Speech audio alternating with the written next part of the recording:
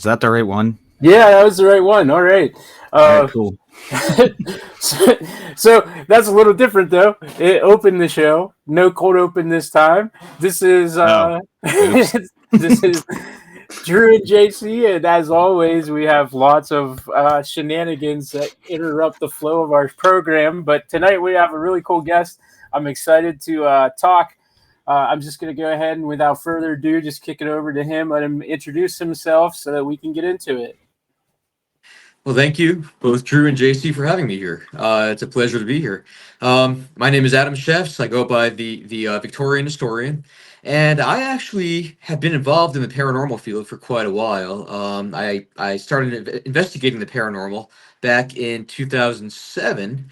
The team I joined ended up folding, and I formed my own team in 2009, and ended up investigating for 11, well, 9 more years, so 11 total.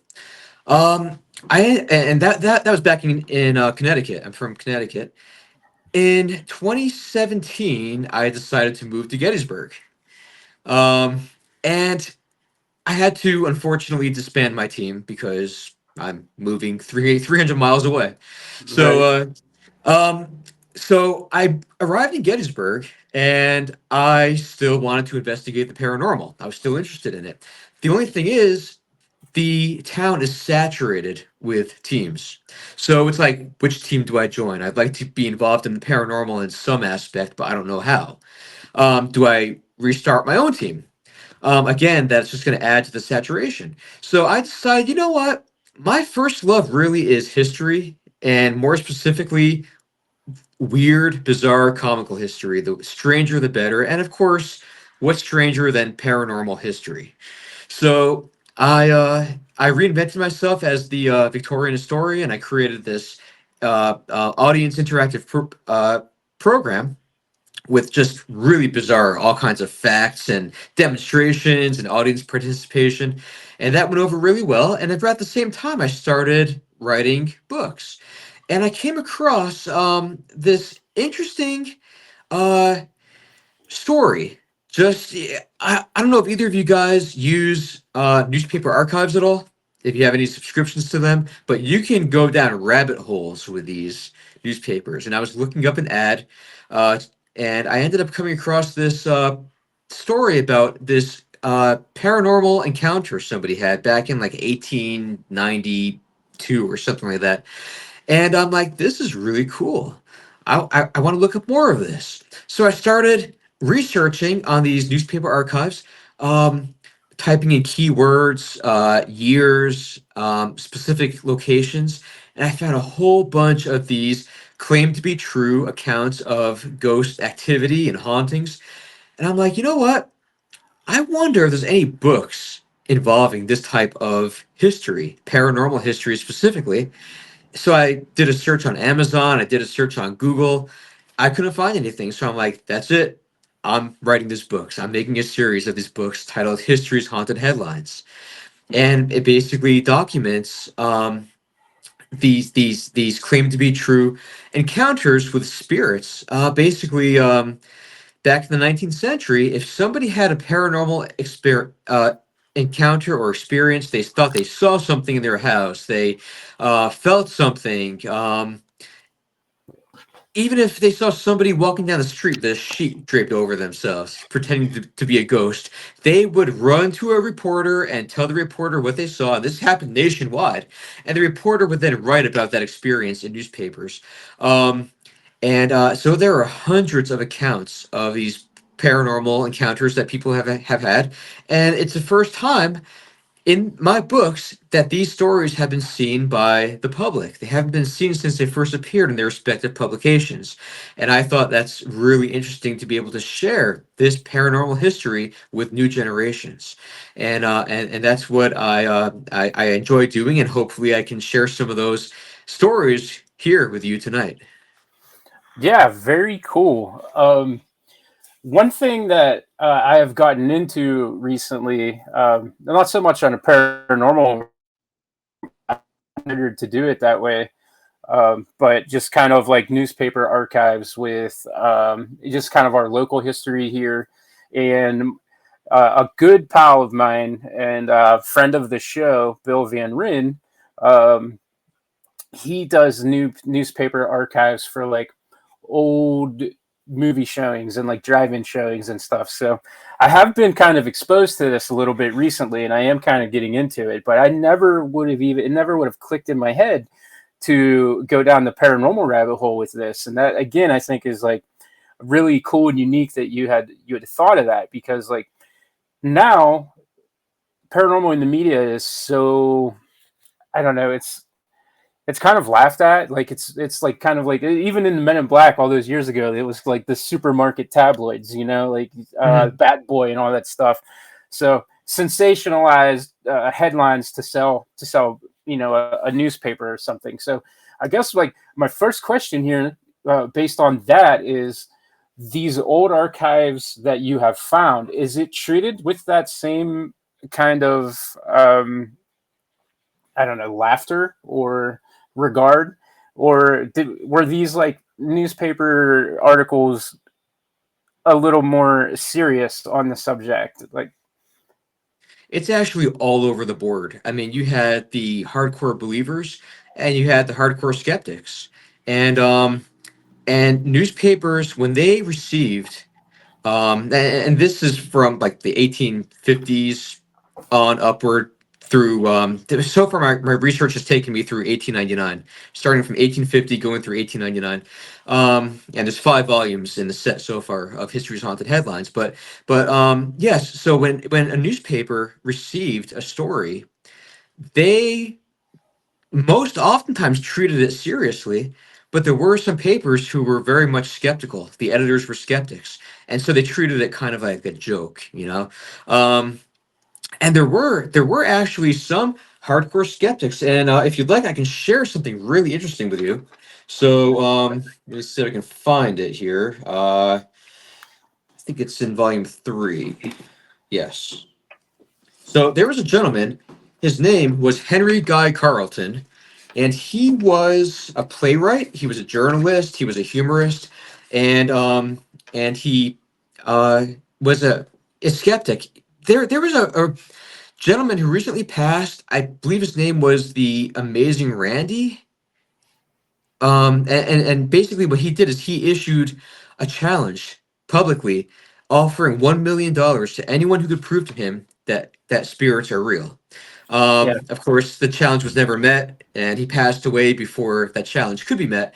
But I'm not even sure how many challenges were even brought to his attention. But this guy, Henry Guy Carleton, I have a picture of him here also. See if I can hold it up to the camera so you can see it. yeah, it works. We're good. Okay. Yeah.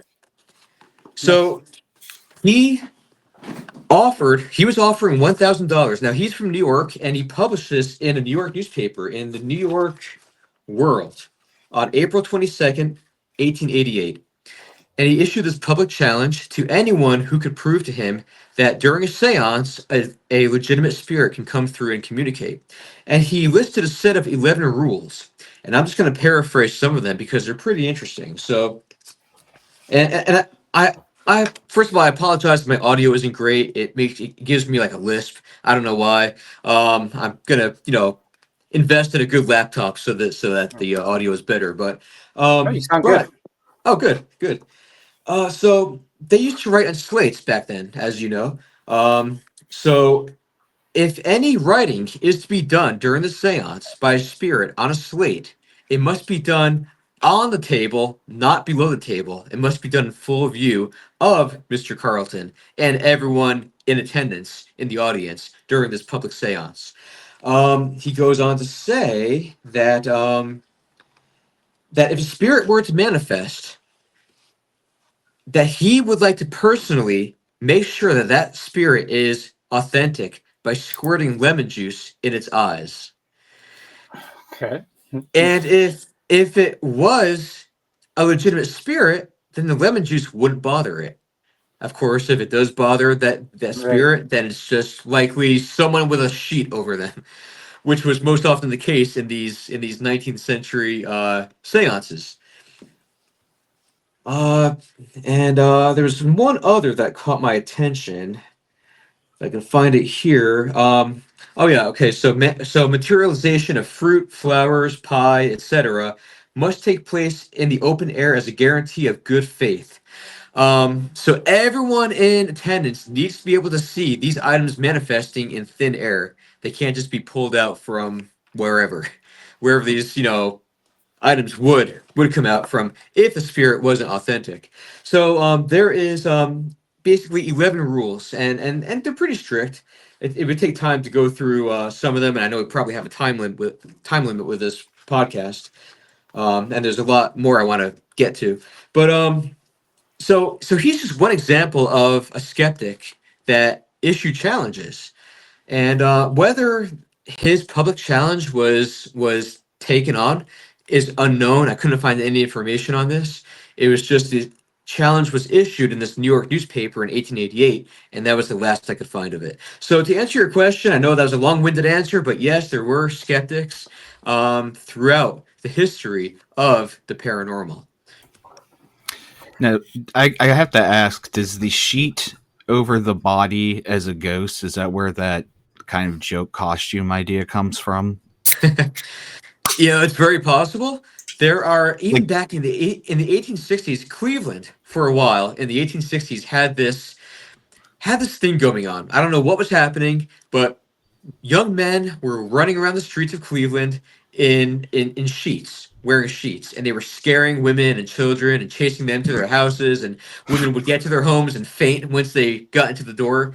And it got so bad that ghost hunting parties, and it's interesting because in the 1860s, that's when the term ghost hunter started being used.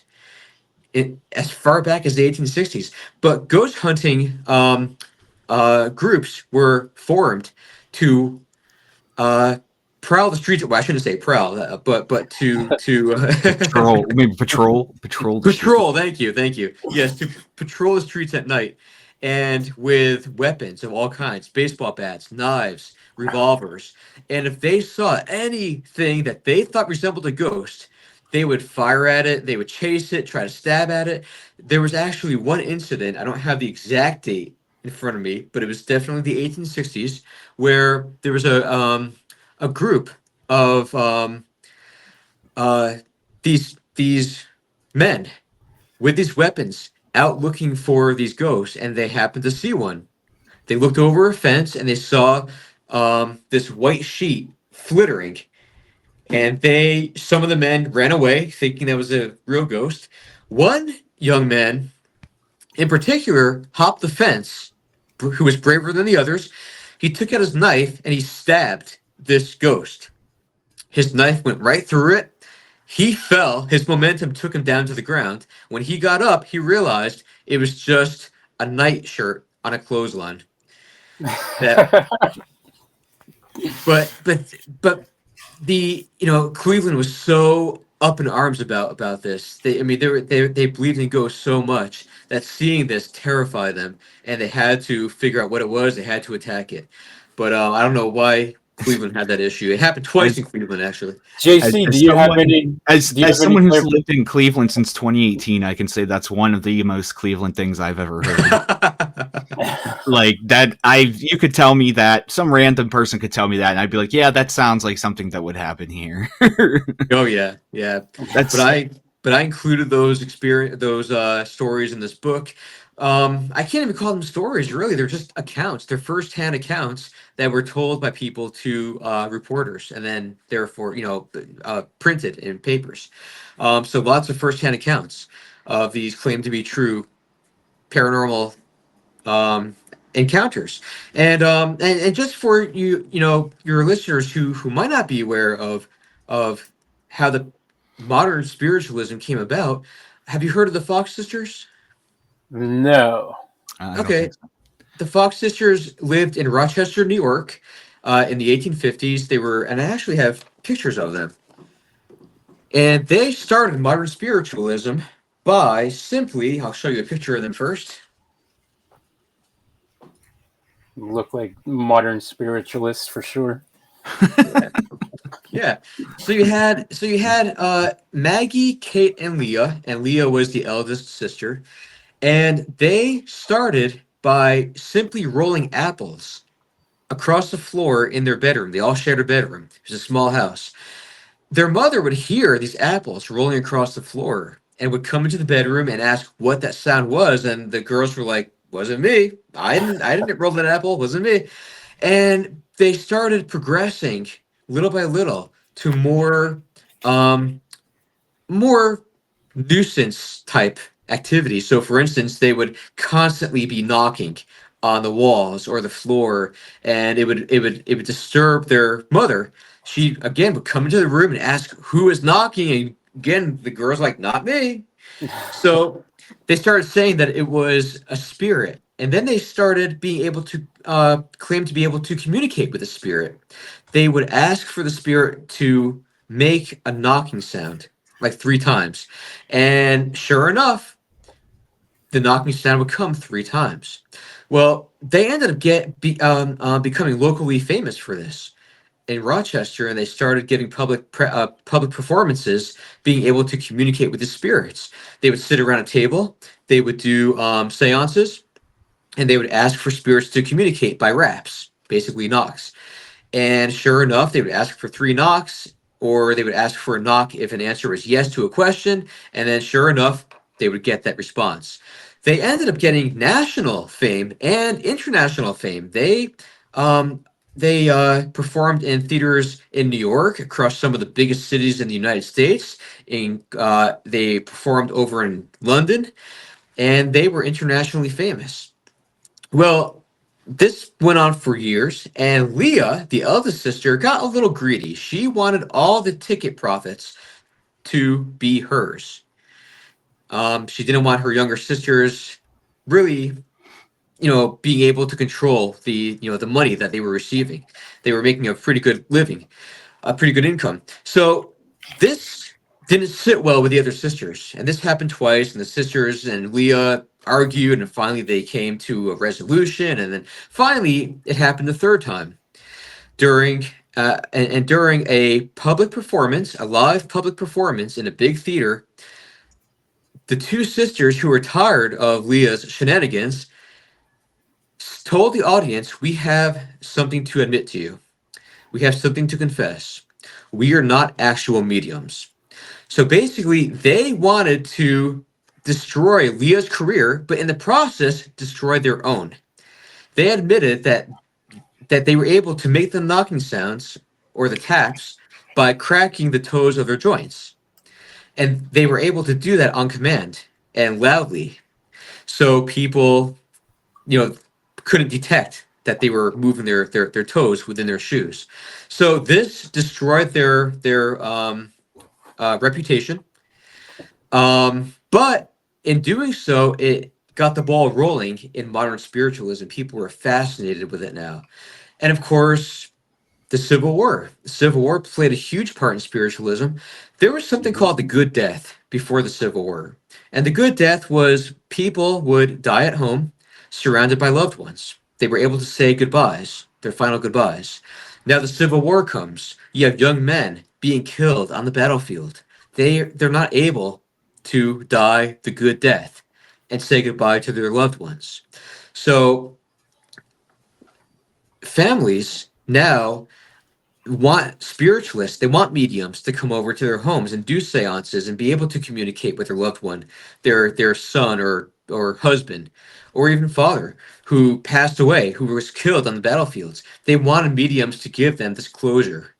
And this started a massive explosion of mediumship across the country.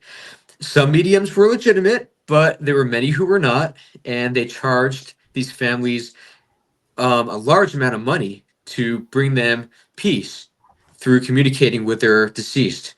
And even if it was not accurate information, even if it was fabricated, it still gave the family the peace that they believed they were receiving, that they wanted.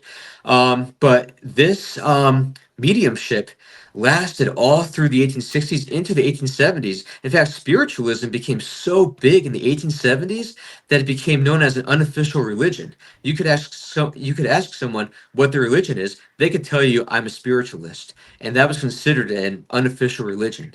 Spiritualism was huge in the 1870s, and it all stemmed back from the beginning, the Fox sisters, and then of course after the Civil War.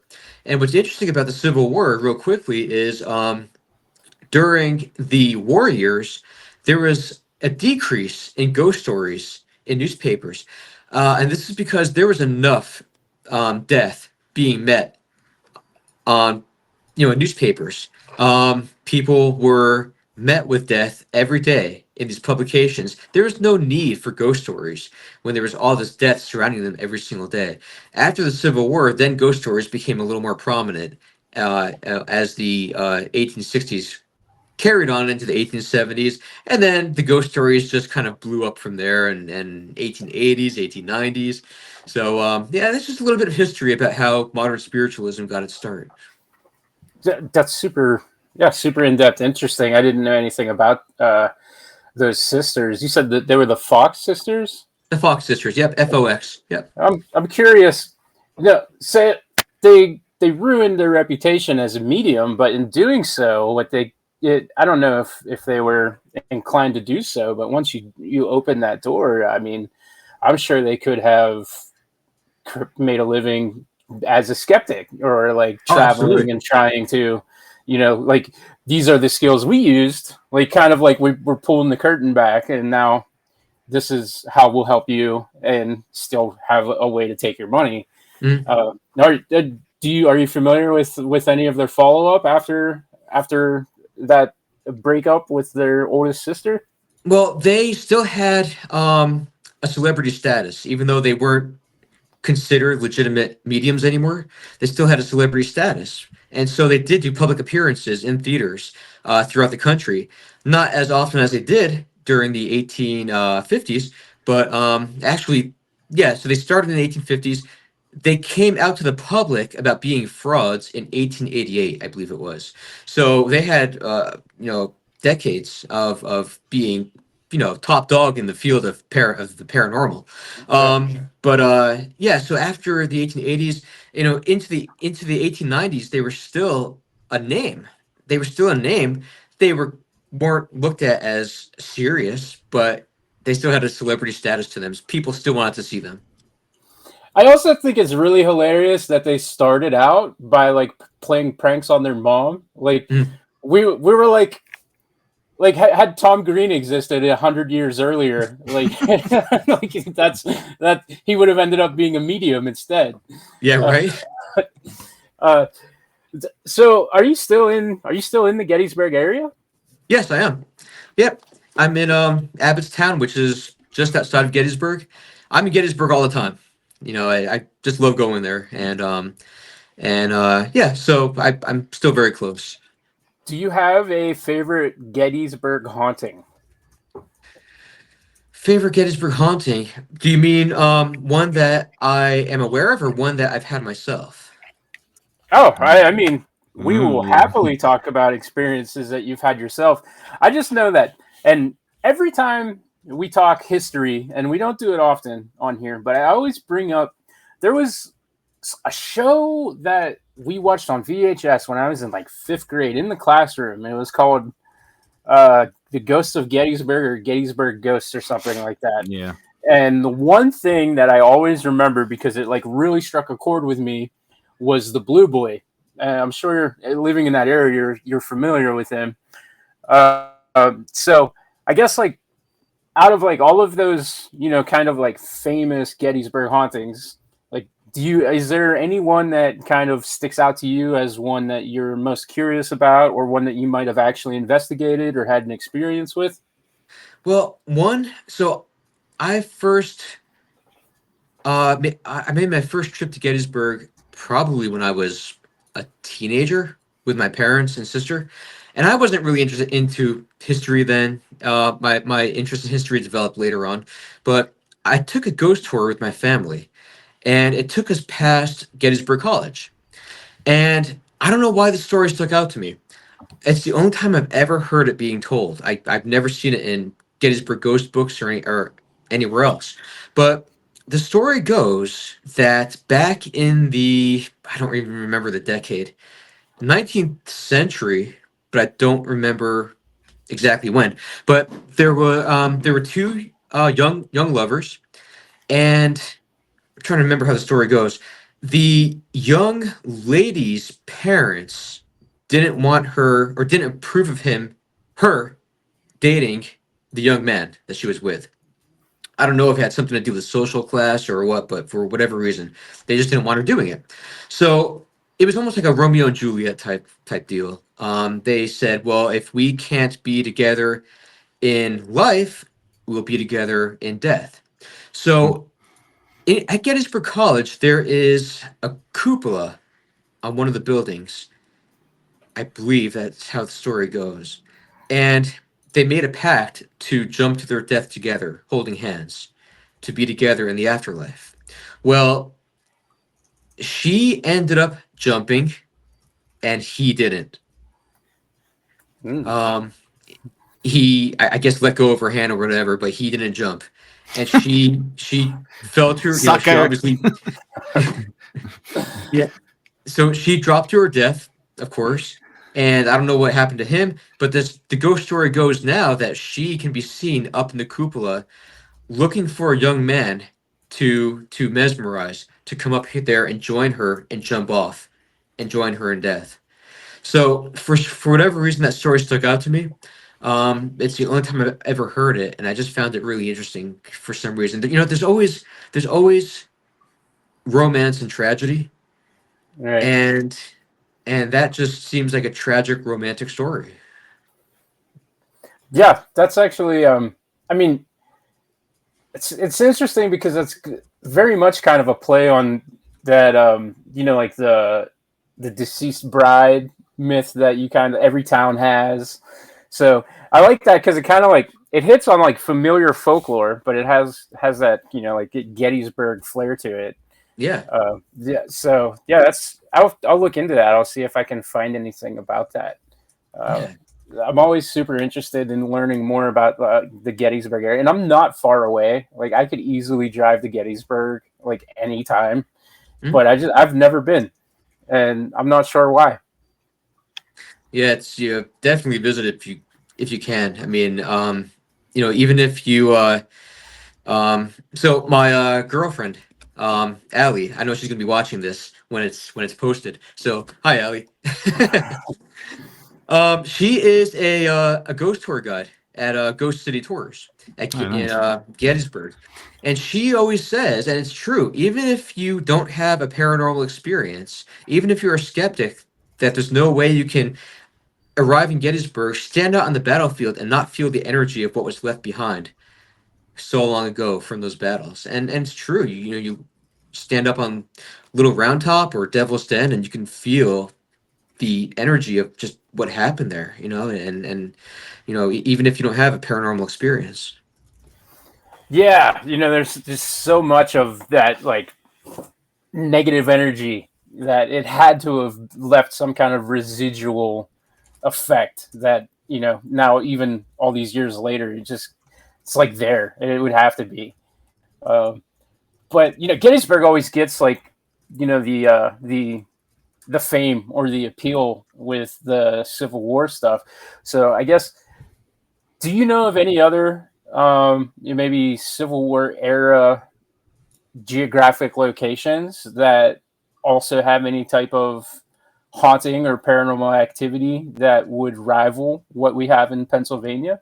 I'm not too familiar with other locations' paranormal histories. I'm sure Antietam has quite a bit. I'm sure, you know, John Brown's raid in Harper's Ferry may have left some energy behind, but I am not familiar with ghost stories connected with those locations. Gettysburg, yes. I actually forgot about the Blue Boy story until you brought it up. I completely forgot about that. But I know in my own experience, so I had visited Gettysburg. This was probably back in 2013, 2014.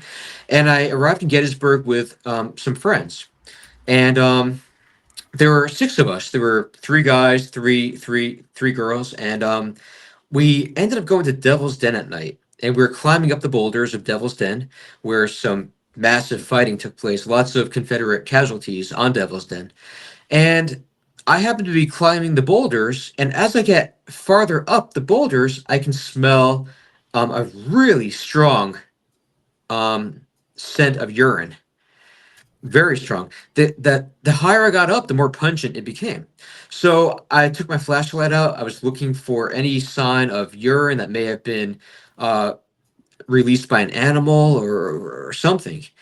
I couldn't find anything. No trace. There was not even a trace of urine. None of the stones were wet at all. I finally got up to the very top boulder, and the smell was overwhelming. So I called the others up. I called the 5 others up to see if they could smell it.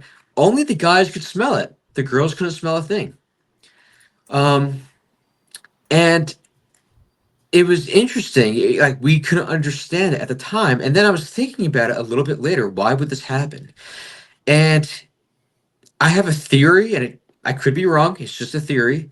But in the South, I mean, you've heard the term Southern gentleman. And of course, gentlemen in the South, they would not have wanted to insult a lady with the smell of urine. Maybe they were trying to tell the guys or present to the guys their last moments of life.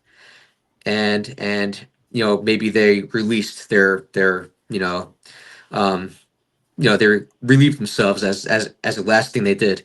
Um, Maybe that's the way they communicated. I don't know, but for whatever reason, the girls couldn't smell it, and maybe they just didn't want to offend the girls with that smell of urine. Again, it's just a theory. I could be wrong, but I thought that was interesting.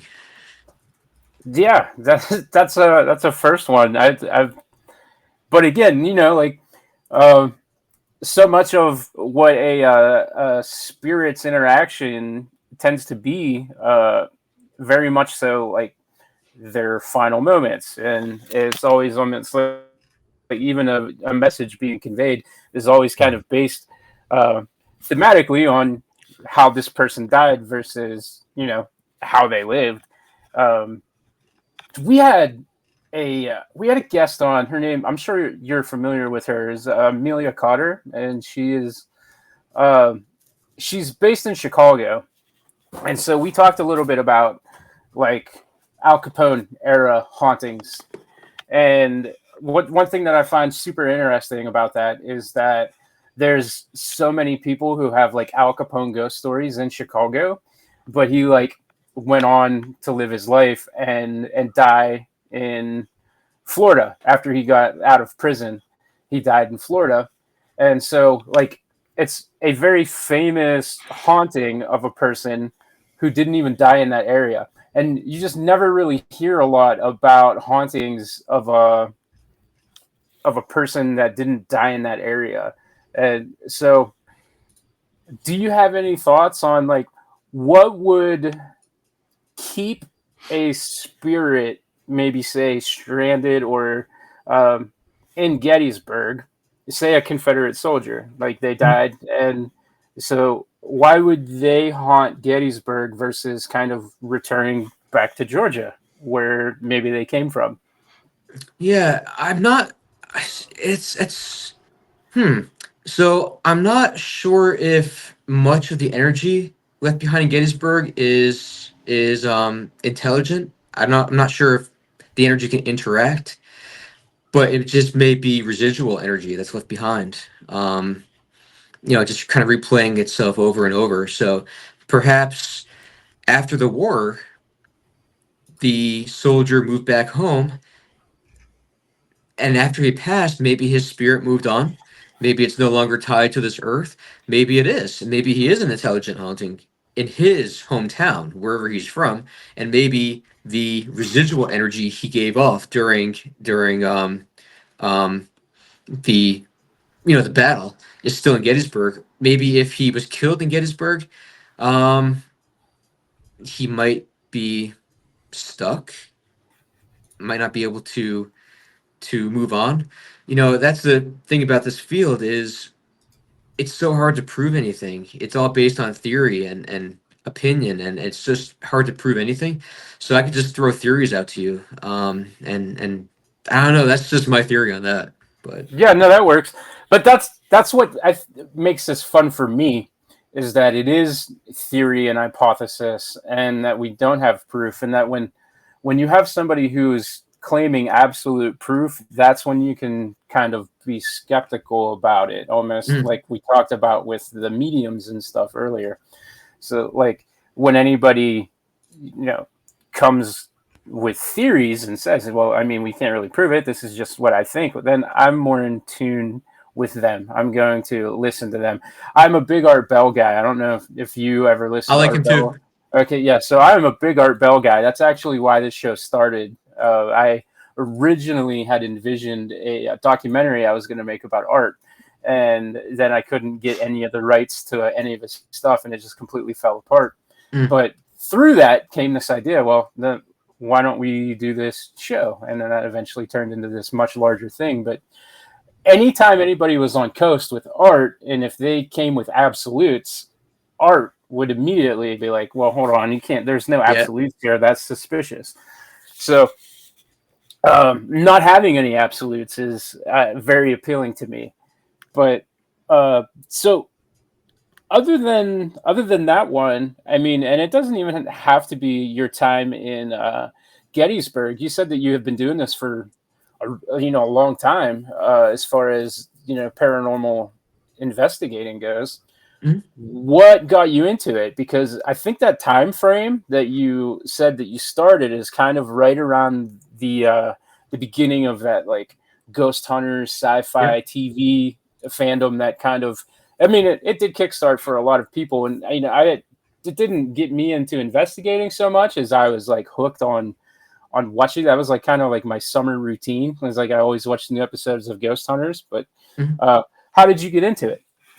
Well, that's pretty much exactly how I got into it. So I have no interesting stories of childhood hauntings. I have no, I've had no experience with the paranormal prior to when Ghost Hunters started airing on TV. And I remember watching some episodes, and I'm like, this is pretty cool. And then I started, wondering, what is a spirit, what makes up a spirit, and I went online, and I was like, I wonder if there's any teams around here that I could join and just kind of learn a little more about this. Maybe do some investigations, and I found that team. They ended up folding 2 years later, and then I started my own team. But that's what got me interested, is just the TV shows. So I wish I had a more interesting story of how I got involved, but it's simply that. No, that's honestly like one of the best answers that I've ever had when I asked that question, because it's like really the first time I've had someone say that. Like, so all of the shows that we've done, on the paranormal side of things, like, there has always kind of been like, well, this happened when I was a kid, and I'm always cautiously optimistic, and I come into every one of these with like, I can't wait to hear the stories, and I want to learn and kind of get into it. But like, not everybody has those experiences, and you don't need to have them to be an enthusiast of them. Like JC, for example, has never had anything ever happen to him ever. Meanwhile, his grandma's possessed by the devil and floating in the air. Like, yeah, that was a story that I learned on Christmas Day 2 years ago from my mom, just randomly while we were out eating dinner. Right. So, like, it's refreshing to be like, well, I saw that on TV and it looked cool. Because for me, like, at least at that point, that's all it was for me too. I mean, to this day, my 30s, I still don't think I've had like a paranormal experience spiritually. Like, I have 100% on the flip side of that had like UFOs and stuff. But that leads me to a question. In any of your archival researches, like, have you found any like old newspaper articles that might be alien or UFO related? Yeah, actually, I don't have the exact date. I think it was 1896, I believe. There was a reported UFO crash in Texas. I don't remember the exact town. But the wreckage, there's illustrations. If you do a Google search on UFO crash Texas 1890s, you'll find it. And there should be some illustrations. It was shaped like a cylinder, It's kind of shaped like a cylinder. It crashed through a windmill on someone's property. I'm just trying to remember the story as I read it. It's been a while ago. Um, those who saw the pilot said that it wasn't human, but it was still given a Christian burial. Okay, interesting. Yeah, I don't remember the description of the pilot, what it looked like, or if it was even described. I don't remember. My memory on it is vague. I read it quite a while ago, but I think it was 1896 when it happened. But that is the only time I recall reading something about that in a newspaper. I'm sure there's other accounts. I just haven't come across them. Yeah. I mean, there were sightings and stuff back then, but like it was like kind of few and far between. So, like coming across one, I think it's not so easy. Man, that has me wondering now. Like, if it was given a Christian burial, that has to be that there's like some kind of record somewhere of where this is at. Yeah.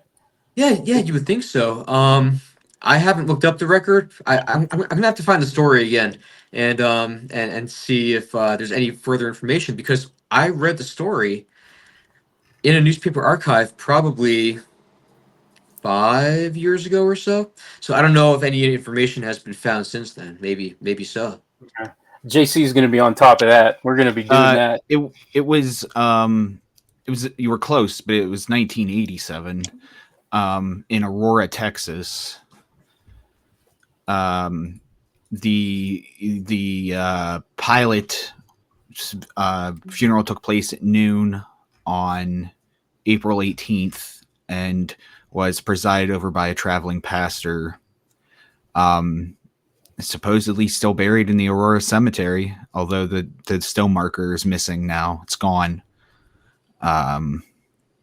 So the only thing there is when you go to the cemetery, there's like a thing on the fence that talks about the incident. But I guess people have tried to exhume. That's what I was getting at. Like, how has nobody exhumed that? It looks like the last time was 1972. They wanted to exhume it, but I guess the town of Aurora like made an injunction in the court saying, well, you don't know where the body's at, you're just going to be digging up everybody's remains. So it was 1897. And the court in 1972 denied the injunction, so it looks like just since then it's just off limits, I guess. Huh, interesting. All right, yeah. Yeah, very cool. Have you ever come across any of these newspaper clippings and stories of, like an incident that like depresses you or like hurts you to find the incident? Or is it kind of like maybe less tragic and you just kind of luck into finding like weird, cool, macabre stuff? Yeah. I wouldn't say, some of the hauntings are a result of a murder which occurred, and some are just, most are just people suspect something happened. Sometimes they can't prove anything. Sometimes there's no backstory to the haunting. It specifically says in the paper, we don't know why this is being seen on this road or whatever, but yeah, no. And actually, there's something interesting I wanted to share with you here. So when we think of a spirit today, we don't have any specific image in mind of a spirit. We could think of a Civil War soldier. We could think of a woman in Victorian attire. We could think of somebody in modern day attire. But in the 1890s or 19th century, there was actually a description of what a ghost looks like. And I'm trying to... Oh, here it is. So, this is 1874. So this appeared in the Burlington Democrat out of Burlington, Vermont, August 1st, 1874. And it says a ghost is about 5'7" in height and weighs from 4 to 6 ounces. Okay. Oh, okay. It says they aren't afraid of anything. and will hang around a graveyard as careless as a schoolboy will around an orchard in green apple time. They are like a great many other things in this world, often heard of, but seldom seen. And then the publication goes on to state that they want to own a ghost. Says, I will give Same. I will give $1,500 to see a ghost and $250 more to own one, but I want one caught whole and not hurt.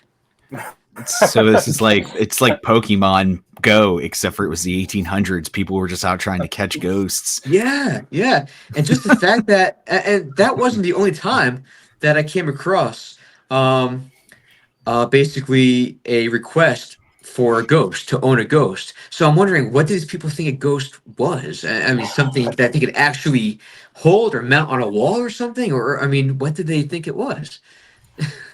I don't know. I deep dive ghosts one time, which I'm sure you know, as a lot of people know, ghost comes from the German word Geist, which literally just means apparition, appearance of something. And at many different times in history, like people used to think that the Geists were like little devils, like little impish things, like creatures, or were many number of things. I've seen Geists described as long dragon-like monsters that lived in the mountains. So I think every culture just kind of adapts and it's like, yeah, well, we got our own ghosts now. Yeah, I'm actually kind of curious. Who is the person who's making that request in the paper? If they have disposable income for a ghost, then they might be rich dudes, and it's like the end of the Civil War, and they're losing their free labor, and are they crazy enough to think that they might be able to harvest like a team of like spiritual workers that they don't have to pay? So like, can you imagine if we as a country had the discussion on whether ghosts would have rights or not? Yeah, I mean, I guess it's gonna kind of be like the AI discussion, right? Like, I mean, it's not really a person anymore, right? Yeah. So that's interesting. I think I'm gonna put a wanted ad in my local newspaper. I got to be careful though. It's Cleveland, so I might start something.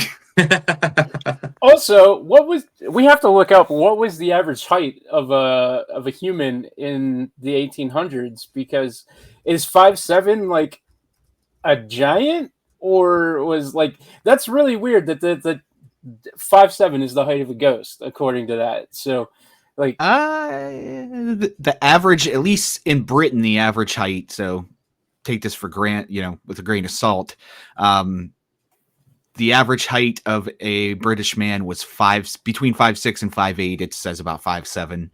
Okay, so. And I've heard the same thing. Yeah, I've heard the same thing even regarding men in the United States at that time. Yeah. So, do you have any like other like cool, interesting, weird history stuff that's not paranormal? I saw something because I was perusing a lot of the stuff that you posted, and there's a book. Excuse me.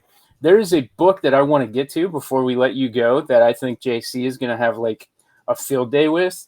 But I saw you posted about the world's shortest firefighter was from Gettysburg. And I thought that was like a super interesting article. And not to be like crass or crude or anything, but like I thought that was like unique and cool. So like, do you have any other like quick examples of, like maybe more so like a, not paranormal? I was going to make a reference to that. Ripley, kind of like almost like Ripley's Believe It or Not kind of stuff. Yeah. I'm trying to think. That's a good question. There's so many examples that I made so many posts on my Victorian Historian Facebook page that I kind of don't remember them all. Yeah. I know that there was a gentleman, I don't recall his name, but he was shot in the forehead during the Civil War. The bullet didn't, and it didn't. I know who you're talking about. Yes. And he lived with it. Just saw something like this morning about that. Yeah, it was. I just read the quick blurb. I didn't read the whole story, but yeah, it was a wound and it never healed.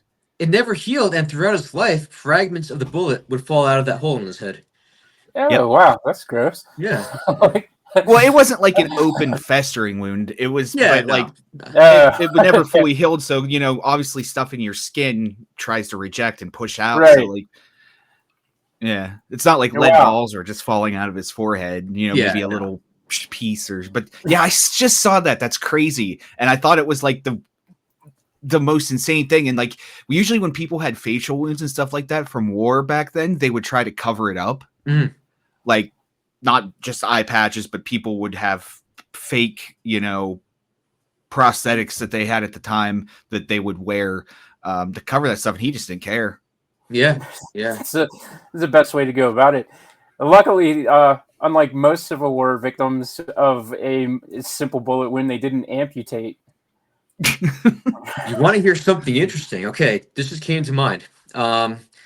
So you want a weird account of history. So you know how there's strange laws still in law books today, but we just don't follow them anymore. Like it's like illegal to tie your pet crocodile to a fire hydrant on Sundays. Kind of that kind of stuff. Yeah. So there is a law in several states' books called the Ugly Law.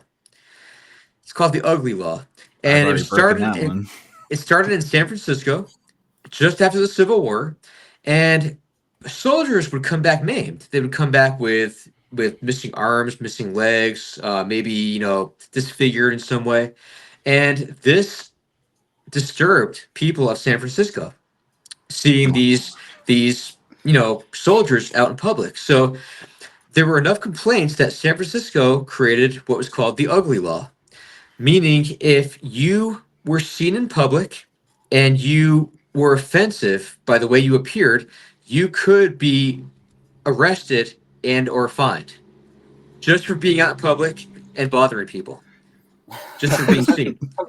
Sounds like a very San Francisco thing, honestly.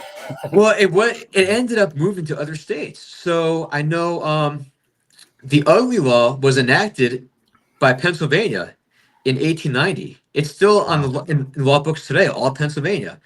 Man, if that was enforced, my family would have never even existed. I wouldn't be alive today. They would have hung them. Certain cities in New York have enacted it. Los Angeles tried to enact it in the 1890s. It didn't happen. I believe it's enacted in Chicago. There's several towns and cities in the Midwest that enacted it. It's still all on the law books today. Of course, nobody can go by that anymore. It's not a law that's followed. Obviously, the last time it was used was, I think, 1972. Wow, that's a lot sooner than I thought it was going to be. Yeah, and I believe it took place in Utah, and a police officer arrested a homeless man because he, I don't know if he was on meth or whatever, but he had all these scabs. He was picking himself, and it bothered his appearance, bothered the police officer, so he arrested him, and a judge said that you cannot arrest this man because attractiveness is subjective. And just because the police officer was bothered by his appearance, there's no way to prove that someone is ugly. So, no charges were filed. But it's fascinating that law is still in law books today in several states. And I mean, how crazy it was back in the 19th century for people to just point fingers. I don't like the way that person looks. I don't like the way this person looks. Arrest them, fine them. It's crazy. It's terrible, but it's a part of history. It's fascinating. I mean, it almost kind of harkens to maybe a class war, and may have even just been an excuse to arrest poor people. And it absolutely was. Oh, that's a good point. Yeah, it absolutely was. I'm glad you mentioned that because yes, people who were homeless, they fell under the Ugly Law. People who were handicapped, if they had even if they had a limp, they could fall under the Ugly Law if their appearance bothered somebody. It was terrible. It really was. I don't know the stats of how many people were arrested or fined, but I know that it started because of Civil War soldiers returning home being maimed, and it's sad, really, but at the same time, it's just fascinating. It's just, history is fascinating. It really is. Yeah. Yeah, That'd be an interesting deep dive episode we could do in the future. yeah, for sure. I'm definitely interested in that. Real quick before we move on to your one book, because we don't want to keep you forever. I know it's getting late. So I did some time in law, okay, and it's not like I went all the way through I law thought you were school. gonna say in jail. No. So I did a stint in prison. I did a stint in law school, actually. And so law is basically set by precedent. So all it takes for a law to take hold or to, kind of be brought forth again is precedent. And the precedent so in the 70s, in 1972 or whatever, that judge set the precedent. You can't do that. And so moving forward, like, that hasn't happened since, to our knowledge. But had that judge been like, no, that's cool, you can do that, then the precedent would have continued for other cases to go back and be like, well, it worked here, so we're gonna do it here. And if those laws are still in books, someone could at some point set the precedent to enact them, charge somebody, and make a case. And if you don't have a good lawyer, you're not able to outlaw somebody. Like, you could still potentially be in trouble for being ugly. Yeah, let's hope not. Let's hope not. Let's hope 1972 or whenever it took place is the last time that occurred. I was thinking about that while you were talking about it too, like Drew was. I was kind of thinking, I was like, well, if it was in Pennsylvania and that's on the books that somebody was convicted, like, I'm going to take the civil route and just start suing people for being ugly, because there's a lot less evidence I have to give in a civil suit than I do. Right. Like, I'm just going to start raking in money just suing people for being ugly. Dude, so before I let you go, I would be remiss if we didn't talk about your Christmas book. Yes. Dear Santa Claus. Dear Santa Claus is a collection of 19th century letters written to Santa by children throughout the United States. And back in the 19th century, there's still some newspapers that do this every now and then throughout the country, but every year, newspapers back in the 19th century would have a page dedicated to children's letters to Santa. So children were encouraged to write into newspapers. To backtrack a little bit, newspapers would publish announcements saying Santa is going to be in town, whatever town the paper is from.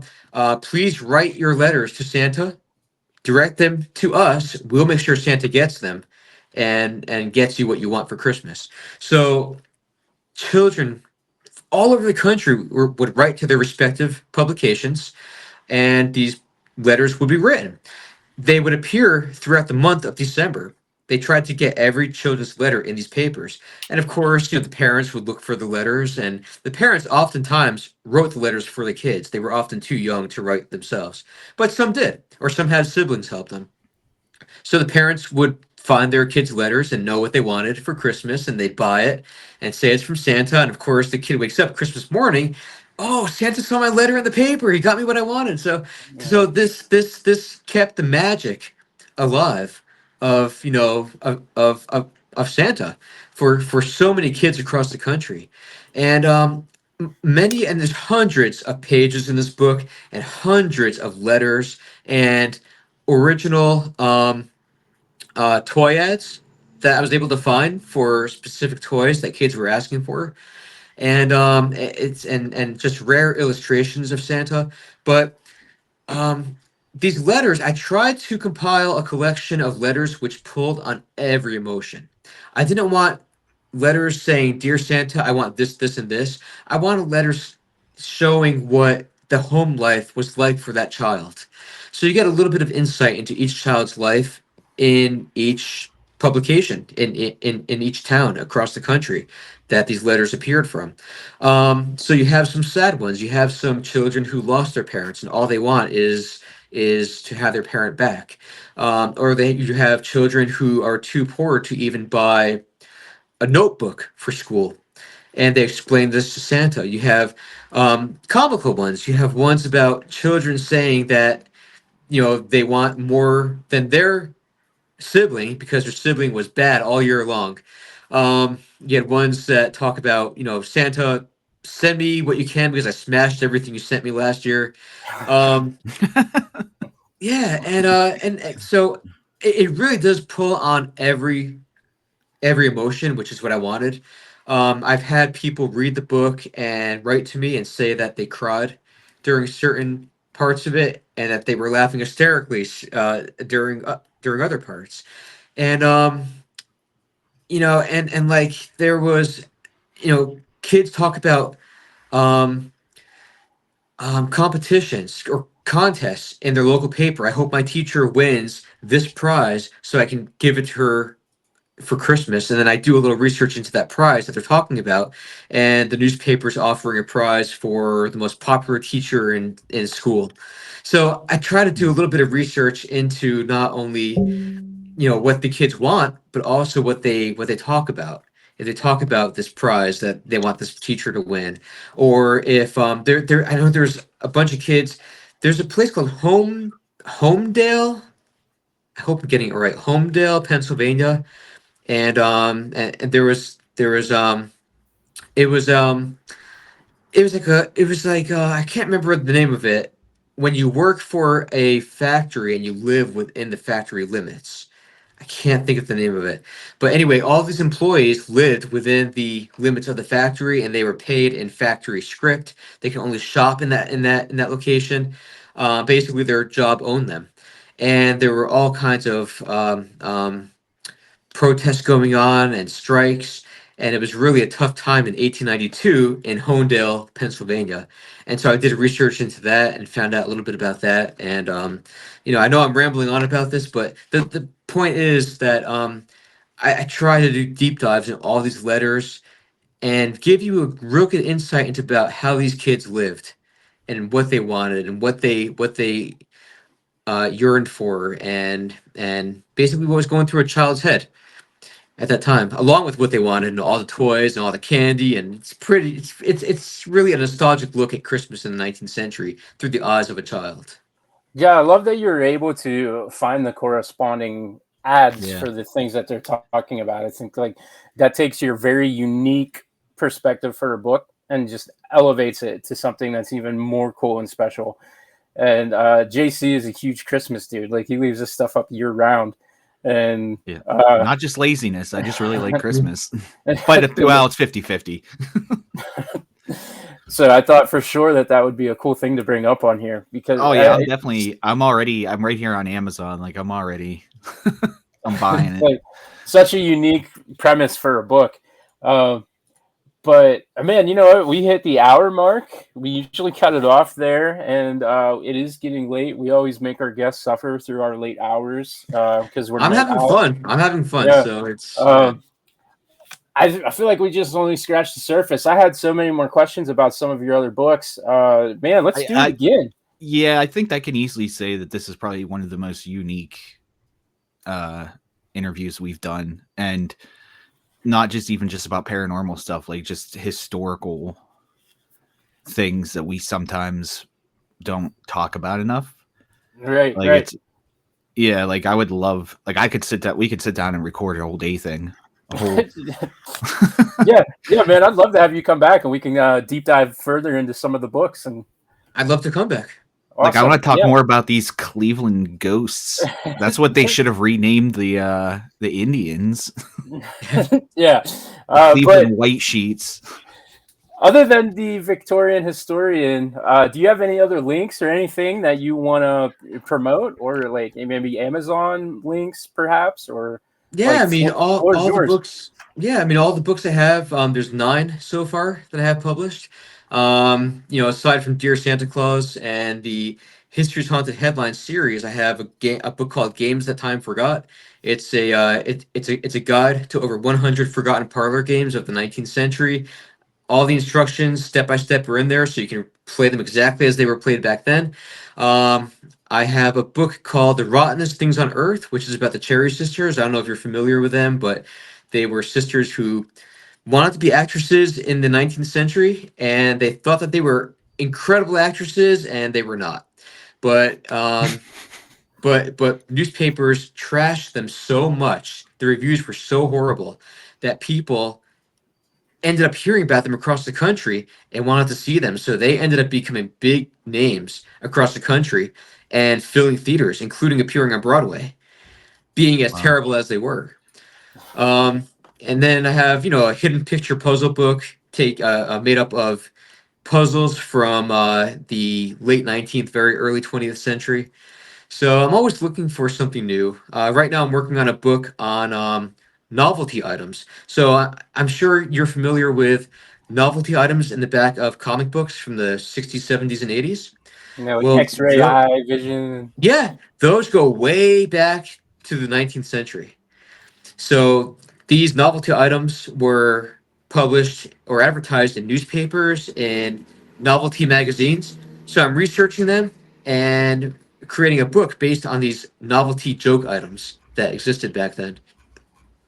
But all the books are available on Amazon. If you type in my name, you'll find them. Or if you go to thevictorianhistorian.com or just victorianhistorian.com, leads to the same place. I have a link to each Amazon book on that website under the book tab, I think it's called, or yeah. I appreciate you allowing me to promote the books.